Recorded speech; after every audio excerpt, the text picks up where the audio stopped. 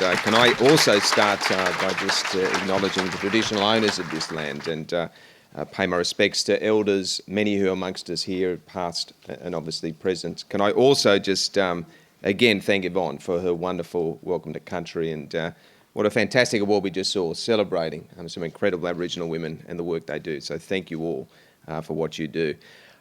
As Gretel is here, does anyone, you feel quite nervous when Gretel's around? And when I reflected on Gretel, did you hear that I think your mum was a flight attendant? Yeah. Yeah. Can you imagine Gretel as a flight attendant? She said, you should be coming up there, you will be having the salad.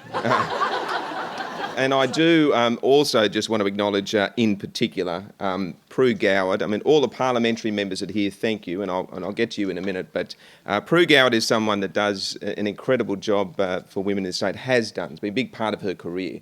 And she does two things. She challenges and she encourages. And those two together, I think, is a very powerful package. And you don't want to stand in the way of Prue, but I want to congratulate her for the work she's done as the Minister for Women. Very proud to have her in the Cabinet.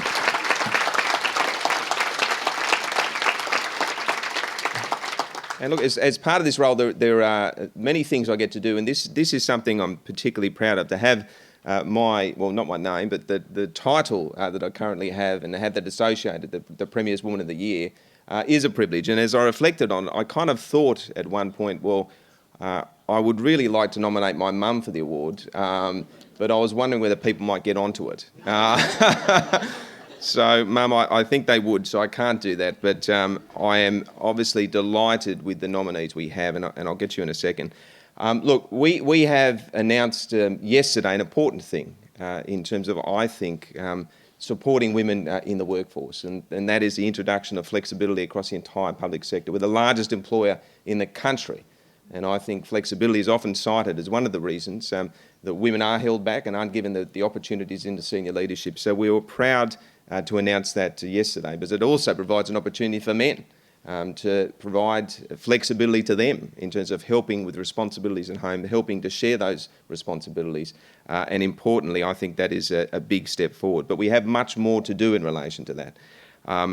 In simple terms, in terms of our women and the contribution, you cannot put it into words and you cannot quantify it. It is unbelievably immense in terms of the prosperity of this state.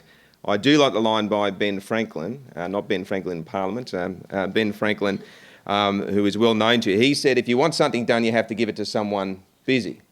Really, what he's saying, if you want something done, give it to a woman. That's what he was saying. And I think the demands, as we heard from Gretel, across so many realms, it is in many respects the women of this state that hold this state together. And I think in this role, and many MPs will tell you, there are huge challenges we face on a daily basis. Indeed, there's often lots of constructive feedback on a daily basis. But I tell you, when I come into a room like this, I cannot help but be inspired. Does anyone have that sense? When you hear some of these stories that are around us here in this room, I talk a lot about how great New South Wales is, but I can tell you when I come to this room, I think it's even greater.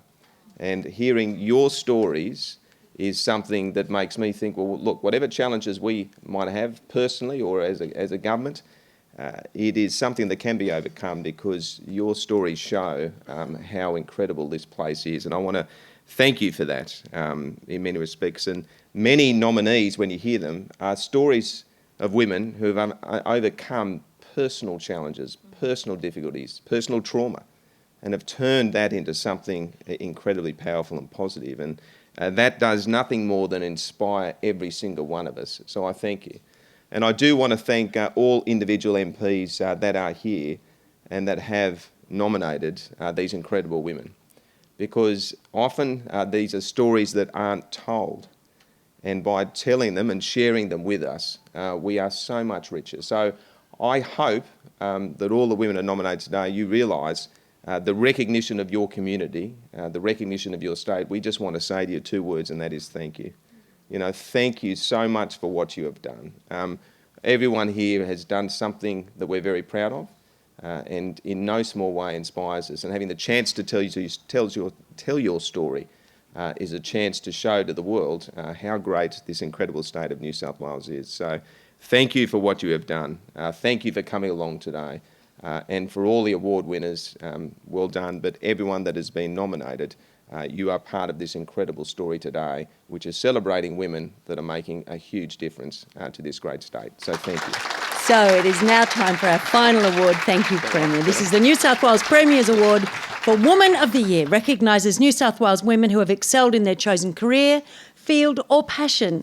These women are exceptional achievers who've made a significant contribution to New South Wales and whose accomplishments make them a strong role model for other women. So let's take a look and get introduced to our finalists. We now proudly present the 2016 New South Wales Premier's Award for Woman of the Year.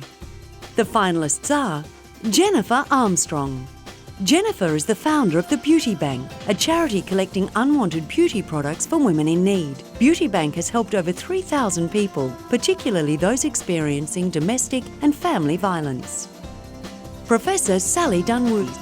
An internationally renowned biomedical researcher, Sally heads the world's largest genome sequencing project and has dedicated her life to helping babies born with birth defects. Her discoveries have changed clinical practices and led to genetics tests being available worldwide.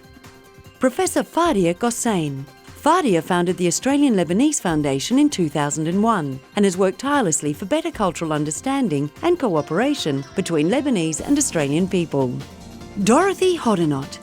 Principal of Holroyd High School, Dorothy is recognised nationally for her human rights advocacy and her extraordinary initiatives to help refugee children obtain secondary and tertiary opportunities. Tracy Howe. Tracy is the CEO of the New South Wales Council of Social Services and is a committed campaigner for human rights, community disadvantage and gender equality. She recently secured $1.1 billion to implement a proposal for social and affordable housing in New South Wales. ARC laureate Professor Veena Sahajawala. Veena is one of the world's leading innovators in the field of sustainable materials use and an international award-winning scientist and engineer. She is committed to nurturing and inspiring girls to pursue a science career.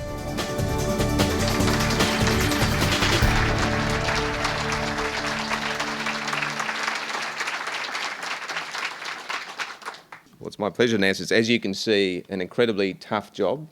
6 women across a range of fields making a huge difference to this state. So thank you to all of you.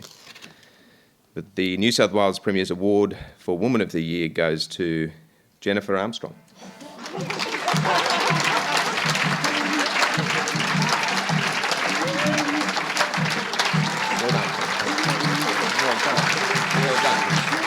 Just tell us, just quickly, the Beauty Bank. Beauty Bank.